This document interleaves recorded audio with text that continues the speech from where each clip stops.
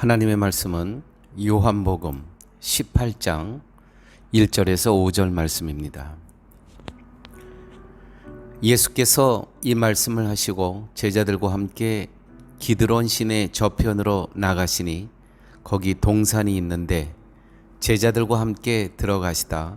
거기는 예수께서 제자들과 가끔 모이시는 곳이므로 예수를 파는 유다도 그것을 알더라. 유다가 군대와 및 대제사장들과 바리새인들에게서 얻은 하석들을 데리고 등과 회와 병기를 가지고 그리로 오는지라.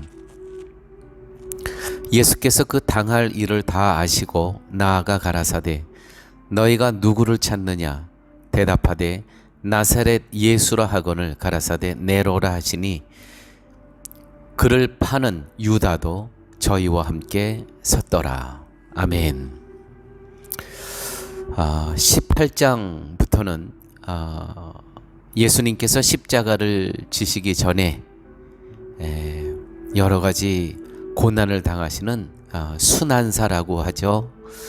예수님의 고난과 순환이 이제 기록되어 있는 그러한 장입니다. 예수님이 순환당하신 십자가 사건은 우리 모두가 너무나 잘 알고 있는 사건입니다. 하지만 우리가 잘 아는 것만큼 십자가의 은혜로 잘 살아가고 있는가 자문하게 됩니다. 십자가의 사건이 우리의 삶을 어떻게 인도하고 나는 세상에서 어떻게 살아가고 있는가 이 자문을 스스로 하지 않을 수 없습니다. 4절 말씀에 이렇게 기록되어 있죠. 예수께서 그 당할 일을 다 아시고 나아가 가라사대 너희가 누구를 찾느냐. 예수님은 자신이 당할 일을 다 알고 계셨습니다. 당할 일에 대해 아셨다는 것은 다른 말로 하면 피하실 수 있으셨다는 것이죠. 그런데 예수님은 전혀 피하시지 않으셨고 오히려 기다리셨습니다. 일부러 고난에 들어가셨다는 것이죠. 세상의 삶의 방식과는 전혀 다른 행동을 하셨습니다.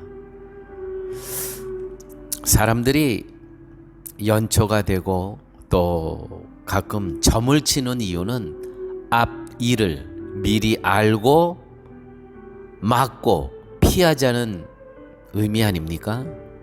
그런데 예수님은 그 모든 것을 아셨음에도 불구하고 그 자리를 피하시는 것이 아니라 그 일을 막는 것이 아니라 기다리셨고 그 사건 속으로 들어가셨습니다. 이것이 다른 것이죠. 교회 여러분, 가령 한 달 후에 어느 지역의 어떤 땅이 수십 배로 오른다고 합시다.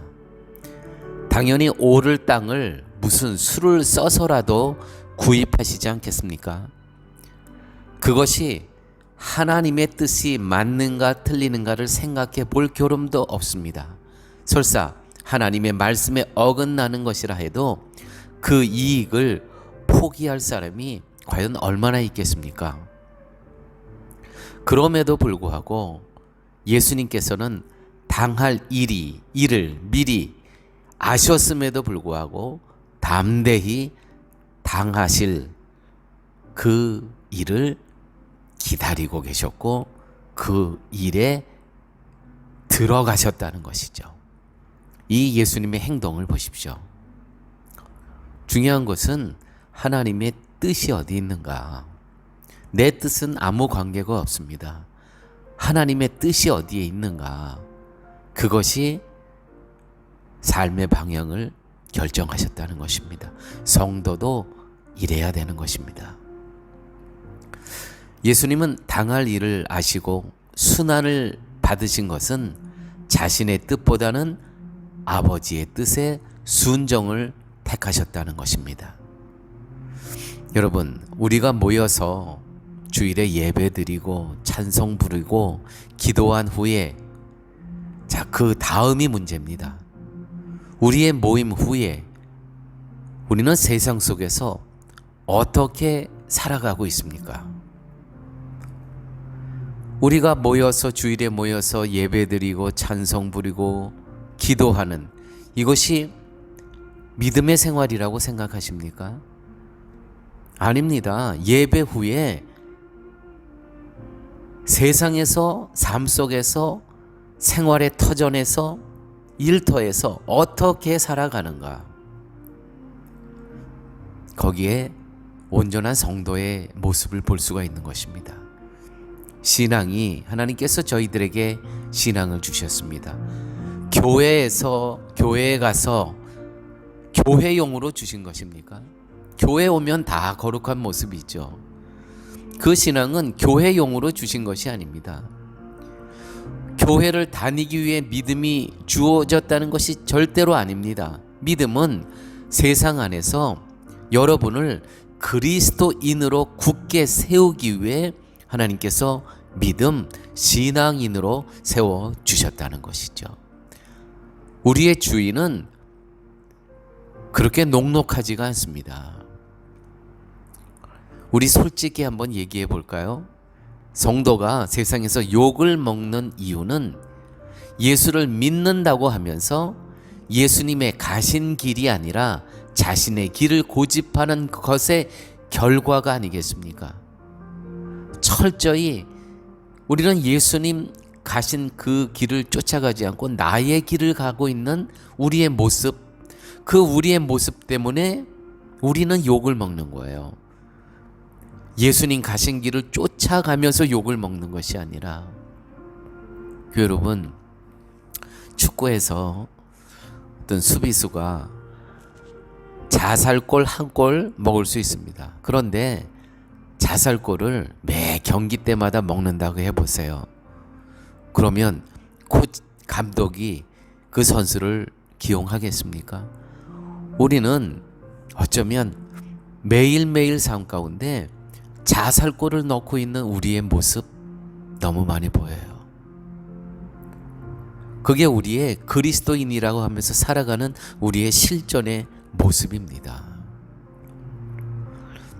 예수님의 삶은 예수님을 위한 것이 아니라 하나님의 뜻을 위한 것이셨습니다.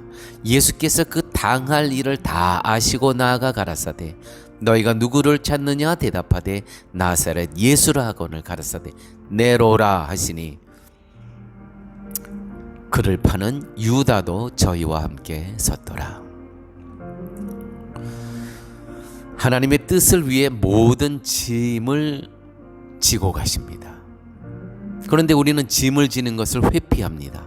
아무런 짐도 지지 않은 채 살다가 가볍고 편안하게 살다가 마지막에 좋은 것은 내 소유가 되기를 원합니다. 과연 이것을 신앙이라고 말할 수 있을까요?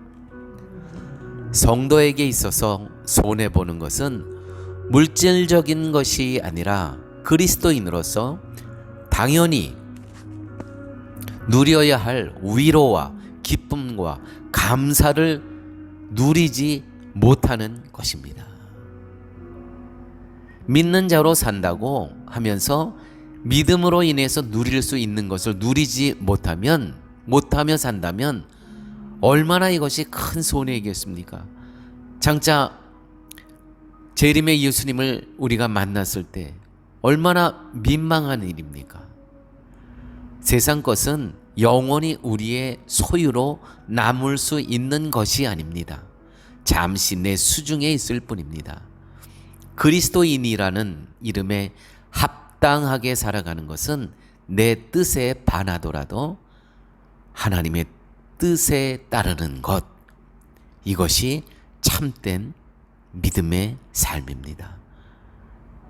예수님 보십시오. 예수께서 그 당할 일을 다 아시고 나아가 가라사대 너희는 누구를 찾느냐 대답하되 나사렛 예수라 하거늘 가라사대 내로라 하시니라. 아버지 하나님 감사합니다. 내 뜻대로 사는 것이 아니고 어떤 상황 가운데서도 아버지의 뜻대로 살아갈 수 있는 저희의 삶 되게 하여 주옵소서. 예수님 이름으로 기도드렸습니다. 아멘.